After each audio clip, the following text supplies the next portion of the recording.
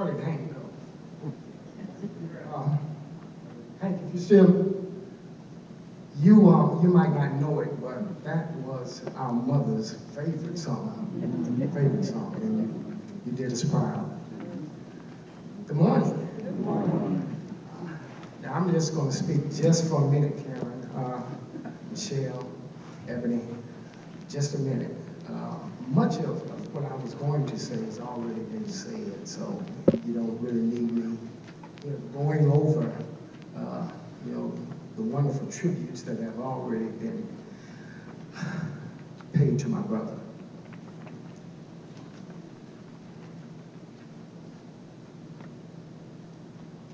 If I said what I needed to say, Pastor Cosby, Wheeler would probably have to roll out the cots and the lazy boy chairs, because we've been here for a while. On behalf of the family, I would just like to know how appreciative we are of having you here with us this morning, especially those of you who came from so far. Came from so far to celebrate the life of Gary Richard Abernathy. And I know some of you are probably looking at me kind of funny because I know Gary introduced himself to some of you as Gary Richard Abernathy. I know you. And it was probably because my mother, whenever Gary got in trouble, she would call him by his first two names, Gary Richard, and Gary knew what was coming next when she called Gary Richard. But we're going to honor him today, and for the rest of this day, we're going to call him Gary Richard, because we want to take away the sting that he felt when he heard Gary Richard. Just bear with me for a moment or two, because I'm known in the family as the brother of a few words. And my big brother, and I'm just going to be blunt, was the brother known as the brother of too many words. But conversation was never one of Gary's weak points. He could talk to you about any subject matter under the sun, and I think that's already been said, and was glad to do so, whether you were a willing listener or not. Yes, my brother was blessed in the art of conversation. But beyond that, Gary was always thinking, always planning, always creating new landscapes, always searching and finding new mountains to climb. And if I were a preacher, I'd ask for an amen right now. There was always a project on the drawing board. And I'm not saying Gary was a dreamer. Yeah, I'm saying he was a dreamer. I'm really saying that. But he was also a dreamer who made dreams come true. About 40 years ago, and some of you might remember this, Gary dreamed he would build a business unlike any business before it. He said he would build for Houston, and this was before Walgreens or CVS even thought about it. He said he would build the city's first 24-hour pharmacy. And he was told by everyone. He was told by me, his wife, my wife, his children, his siblings, his mother, his father, his best friends. Gary, you can't do that. You just can't do that. And those of you who know him know that was just like saying, go ahead, brother, and do it. He was told he couldn't do it, but Gary went on and did it anyway. He built that place, and not only did he build that place, he built another business at the same time, right next to that one. The dreamer made it happen. He made it happen. He talked about it, he dreamed about it, and he made it a reality.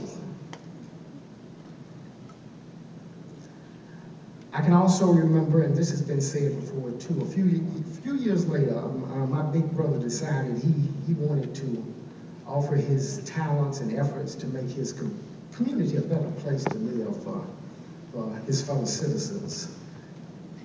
So he joined the team of a young man, this was somewhere in the mid to early 70s, who was vying for the city's highest elected office. And through Gary and the efforts of others, they were able to wrestle that office out of the hands of the old guard and into the hands of a new, forward-thinking, new day dreamers just like himself. Yeah, he talked about it, he dreamed about it, and he made the dream a reality.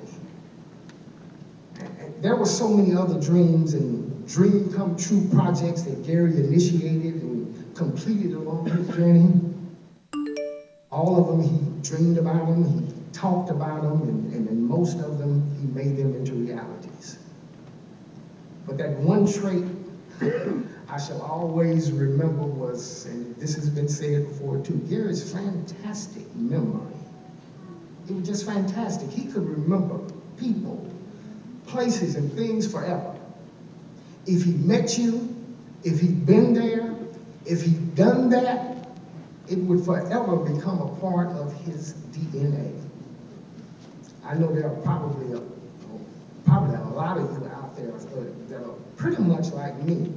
Sometimes we can't remember why we walked from one room to the next room. We tear up the house looking for the glasses sitting on top of our head. Or we meet and shake the hand of someone that knows us well, and we act like we know them, but we don't have a clue as to who this person is. But there's not a person in this sanctuary today that Gary Abernathy could not call by name or relive a moment that he shared with you.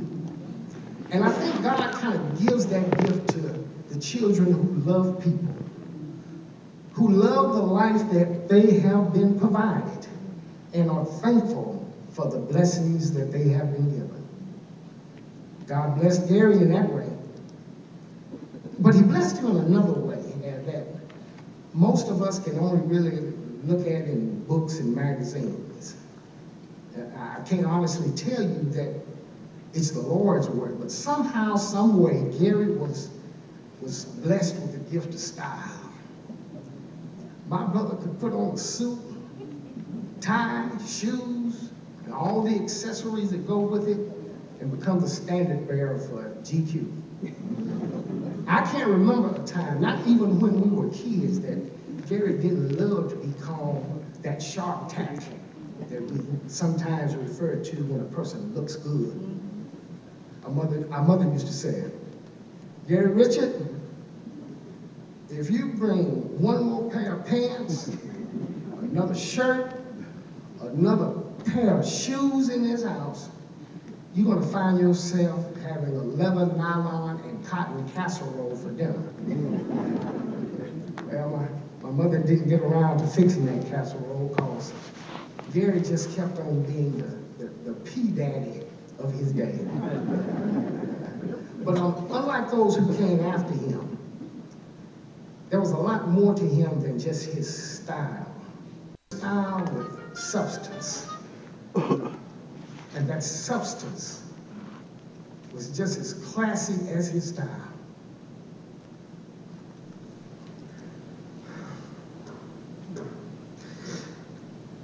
On this past Wednesday, my family in blood and my family in faith lost a part of ourselves that we can never replace. But we can all rejoice in knowing that when our brother, father, and friend walks into the gates of heaven, there will be no strangers. Gary, Rashard, Abernathy will still have things to talk about. Rest well, Gary. When we see you again, we expect no less in heaven than what you gave us on earth. Thank you.